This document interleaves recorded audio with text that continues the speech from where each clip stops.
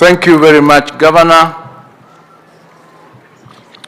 Your Excellency, the Deputy President of the Republic of Kenya, Honorable Rigathi Gachagua, the former Vice President, Honorable Stephen Kalonzo, Your Excellency, the Governor of Nyeri County, Honorable Mutahi Kahiga, all the PSS present here today, honorable members of Parliament present here today, parents, teachers, the clergy, ladies and gentlemen. God is good and all the time, and that is His nature. Your Excellency, we are gathered here today with a deep sense of loss. At the very outset, I wish on my own behalf and on behalf of the Ministry of Education to convey my heartfelt condolences to the parents, families, friends and relatives of the 21 young souls whose lives were prematurely cut short by the tragic fire incident on the night of the 5th of September 2024. Permit me, Your Excellency, to read out the names of the departed souls who are our pupils.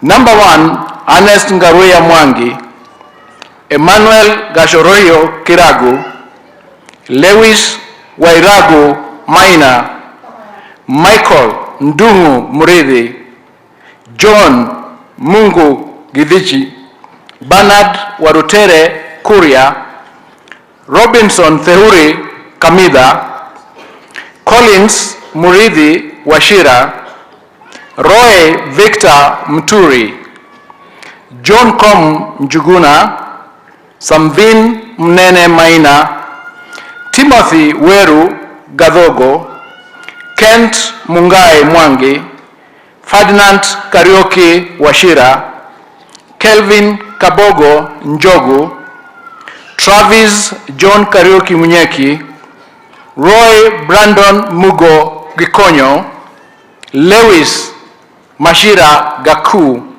Timothy Wamae Githinji, Emmanuel Maina Githinji, Success Kingori Wanjao. I have read these names because I want each one of us to know that they are not just numbers and that they are not going to be part of just statistics. That is why I have read their names, because we need to remember their names. The devastating aftermath of the unfortunate incident threw the entire nation into shock and grief. It has caused all of us great pain and sorrow, especially as parents. This has certainly been a particularly difficult and trying moment for the immediate families of the deceased children. Your Excellency, whenever we send our children to school, we do so in the hope and belief that we are preparing them for a healthy and promising future. We do not expect or even imagine that harm would befall them in the school environment. When tragic incidents such as this happen, our hearts are broken and we are left with much pain and regret.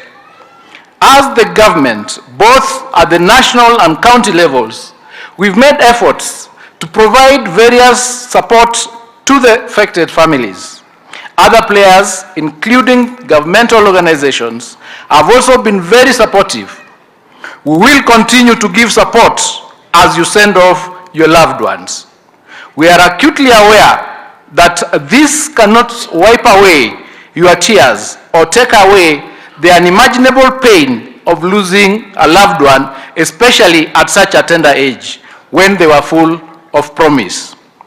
In this difficult moment, I wish to encourage the bereaved families, and with a word from the book of Psalms 147, verse 3, and it says, God heals the brokenhearted and binds up their wounds.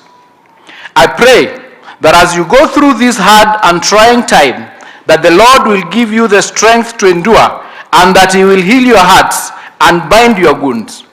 Only He can heal your hearts and grant you true comfort. Your Excellency, the loss of these young lives is not going to be in vain. As a ministry, we have made the decision that this has to be the turning point. Our schools must be safe havens for nurturing the potential of our children. Parents and guardians should not live with anxiety over the safety and security of their children in school. The children themselves must not live with concerns about their safety and security in the school environment. We are keen to establish the cause of the tragedy that cost these young lives. The Directorate of Criminal Investigation is leading in this process, and we, as a ministry, are also carrying out an audit to establish if there was any omission on the part of our officers. I want to give the assurance, Your Excellency, that we will hold to account anybody found culpable for this incident. Your Excellency, we have also commissioned a nationwide audit of all public and private boarding schools to determine the level of compliance with the school safety manual that is being established. We will take firm action to ensure compliance with the requirements of the manual. We will also take firm action to sanction those who have failed to ensure compliance with the manual. We want in the long run to guarantee the confidence of parents, guardians and learners, and indeed all stakeholders that our schools are not danger zones. Your Excellency, as I conclude, I wish to thank all those who have supported the families of the victims since the tragedy happens. There has been an outpouring of support starting from the highest levels of government, led by His Excellency the President and Your Excellency the Deputy President. My colleagues in the Ministry of Interior, National Administration, the Ministry of Health, the Ministry of East Africa have rendered dedicated support as well. The county government of Nyeri, led by His Excellency Governor Mutahi has been of immense support. May I also thank all other players, the Red Cross, such as the emergency groups led by the Red Cross and the clergy, for the support and assistance that they have provided since the night of the tragedy. I urge all of us to sustain this sense of community and solidarity as we navigate this tragedy. Poleni sana na Mungu awafariji. Your Excellency, may I now invite you to make your remarks and deliver His Excellency the President's message of condolences.